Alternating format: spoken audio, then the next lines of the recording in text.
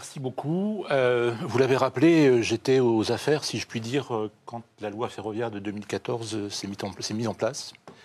Et c'est cette loi qui a créé une EVI, une entreprise verticalement intégrée.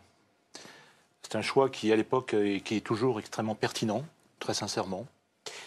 Mais ce cadre, ce choix-là, la contrepartie est évidemment, en tout cas, deux très puissantes. La première, c'est qu'il y ait un régulateur fort, puissant, et puis qu'il y ait des règles de protection des fonctions essentielles. Voilà.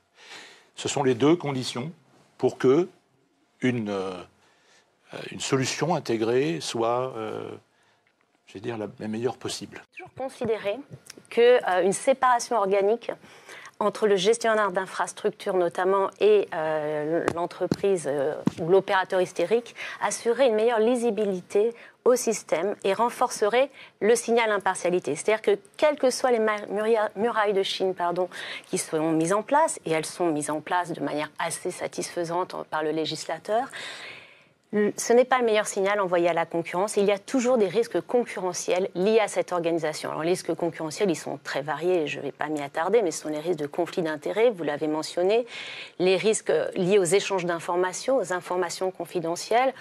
Et en effet, vous l'avez dit, le législateur, même le législateur communautaire, considère qu'il est possible d'avoir des groupes publics intégrés. C'est conforme à la loi. C'est juste, d'aller dire en termes d'image, il y a quand même toujours une suspicion liée au manque d'indépendance, au manque d'impartialité. Je ferai à cet égard deux remarques, peut-être pour essayer d'améliorer les choses, si c'est possible de le faire en France. La première, à mon avis, c'est quand même d'essayer de conforter ce gestionnaire d'infrastructure dans son rôle, mais en entier, d'en faire peut-être un gestionnaire d'infrastructure unifié.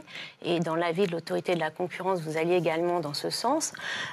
Achever, alors peut-être pas à court terme, mais à moyen terme, le transfert de compétences liées aux installations de services, dont certaines demeurent exploitées par SNCF Voyageurs. Ça me paraît être un élément important, donc notamment les installations de maintenance.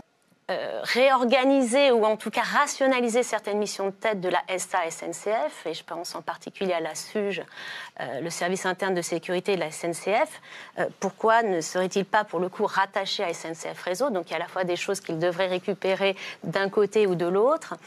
Et le deuxième élément, en tout cas le deuxième message que j'aimerais faire passer, et là je m'inscris complètement dans ce que vous avez dit, c'est renforcer encore les instruments de gouvernance, puisque ce groupe existe. Il ne va pas être a priori remis en cause, mais en tout cas renforcer les instruments de gouvernance visant à l'indépendance et à l'impartialité de ce gestionnaire d'infrastructure dans l'exercice des fonctions essentielles.